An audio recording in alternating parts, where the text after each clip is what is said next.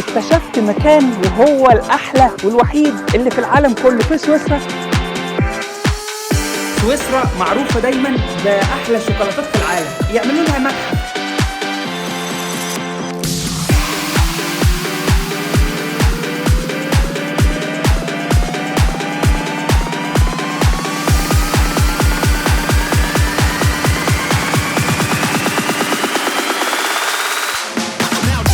حسيت ان انا جوه مصنع من القرن ال 18 مثلا.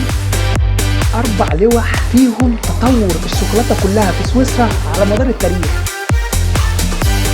استكشاف هو الاجمل في العالم بالنسبه لي.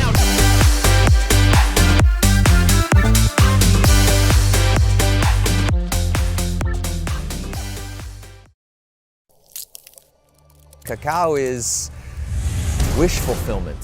Es un sabor que todo el mundo lo sabe, no hay rincón del planeta que no sepa que el sabor del chocolate, del cacao es extraordinario. There's a lot of things that we have to do to ensure that the future of cocoa is bright. Yo creo que nací con un chocolate en la boca, no tengo el recuerdo, pero soñaba con un closet lleno de chocolates. El chocolate es una cosa del corazón.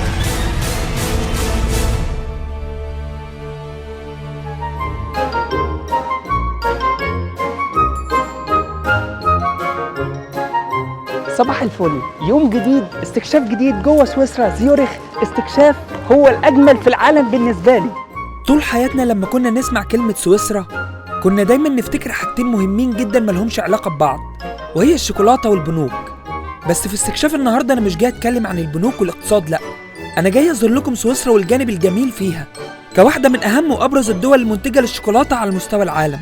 الناس اللي متابعاني وعارفاني كويس هم عارفين إن أنا عاشق للشوكولاتة والكيك، والنهارده وانا في سويسرا اكتشفت مكان وهو الاحلى والوحيد اللي في العالم كله في سويسرا، متحف معمول للشوكولاته، لان هي بلد الشوكولاته اصلا يا جماعه. لينت هوم شوكليت او متحف الشوكولاته من الاخر بالبلدي.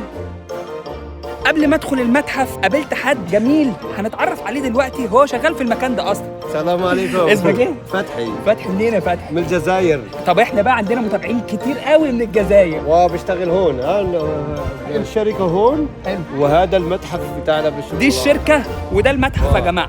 فيها 4 طوابق، أماكن بيفرجوك ازاي بيعملون بتتعمل الشوكولاتة والكلام ده.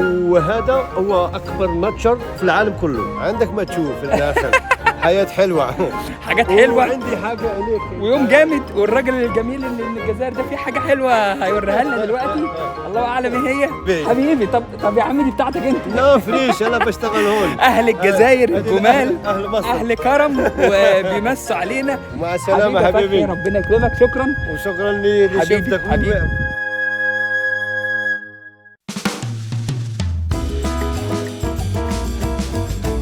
حجزت التذكرة ودلوقتي هندخل على الشوكليت تور عشان نعمل بقى الجولة العظيمة بتاعتنا. ناس بتفكر يا جماعة، ناس بتفكر. سويسرا معروفة دايما بأحلى الشوكولاتات في العالم، يعملوا لها متحف. وانا خدت الجهاز ده، دايما الاجهزه دي باخدها دايما لما بدخل المتاحف ولا القلاع ولا الكلام ده كله، عشان خاطر تفهمني ايه اللي بيتقال جوه. اخر واحده كانت قلعه بتاعه اسبانيا برشلونه، بس بالامانه كان الصوت سيء جدا وما سمعتش حاجه خالص، فالمره دي بقى هنجرب مع ده. يلا بينا.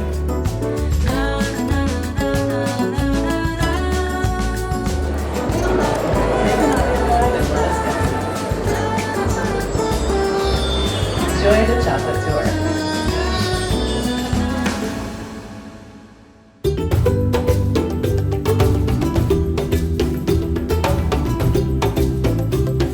في 4 لوح بيشرحوا تاريخ الشوكولاتة في العالم وفي سويسرا.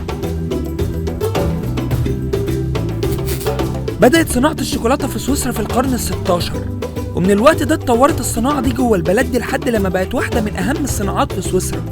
وبسبب تقاليدها القديمة في صناعة الشوكولاتة ومهارتها الاستثنائية في المجال ده، فبقى لسويسرا سمعة عالمية جعلتها واحدة من أبرز وأهم الدول المنتجة للشوكولاتة على مستوى العالم.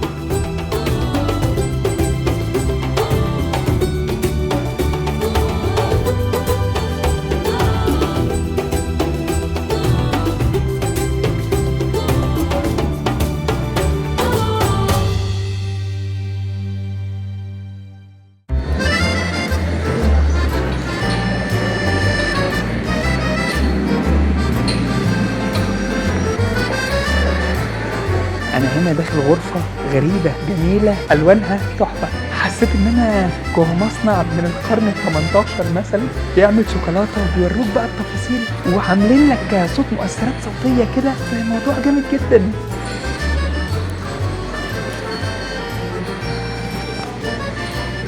دي افراد فاتحين مصانع شوكولاته في سويسرا باشكال مختلفه بقى بحواديت مختلفه سمعتها في الريكورد ده، بس طبعا مش هينفع اشرح لكم كل واحد. في بقى الشوكولاته اللي بتتعمل بالبخار مش عارف ايه، بتتعمل بدفع ايه فهيحصل ايه فتخرج الشوكولاته بالشكل عامل ازاي. فن يا جماعه، فن اقسم بالله. عملوا من الشوكولاته متحف وفن.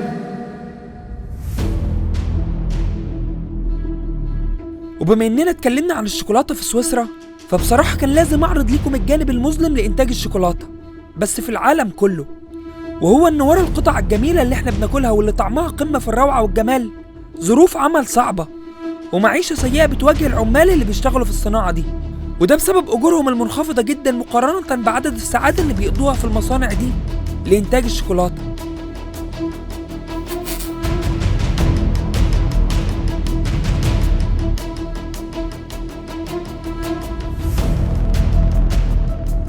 اللي ورايا ده 4 لوح فيهم تطور الشوكولاتة كلها في سويسرا على مدار التاريخ. Journalists keep saying chocolate companies, chocolate slaves and so forth. ومن ضمن أكبر القضايا اللي بتشغل الرأي العام في الموضوع ده هو عمل الأطفال في زراعة الكاكاو وتجهيز المكونات الأساسية للشوكولاتة، وبيكون عن طريق تجنيد الأطفال دي بشكل غير قانوني في العمل في الحقول والمصانع، وده طبعا بيعرضهم لخطر الإصابة وامتناعهم من الحصول على تعليم جيد ممكن يفيد مستقبلهم.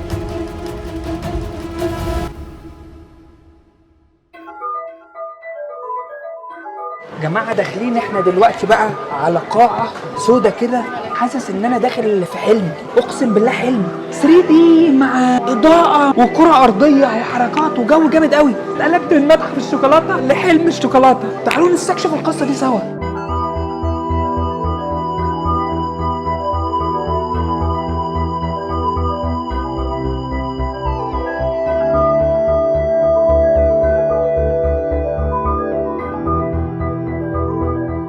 القاعة دي محسساني كده ان انا في خيال علمي والله العظيم. الكرات الارضية دي بتفاصيل الناس اللي ورايا دي، يعني جايبين لك عيال صغيرة وهم بياكلوا الشوكولاتة وهم متضايقين فبيتبسطوا لما بياكلوا الشوكولاتة. مثلا الكرة الارضية دي جايبينها لك وهم بيجيبوا بقى الشوكولاتة وزرعها وقصة الكور دي مش الكور يعني الاعداد دي المفروض ان انا بقعد جواها وادوس على الشاشة دي وتصورني. هقعد جوه الكرسي ده واصور واخد صوره بسيطه وفي الاخر تتبعت لي على الايميل انجلش اكسبت. يلا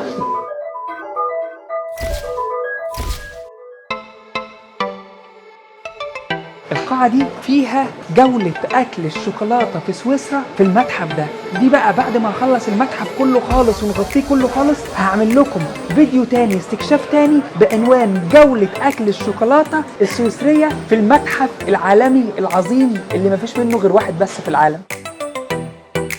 تقريبا آخر جولة في المتحف العظيم ده، وبوريكم بقى إيه التاريخ والمكن والمعدات.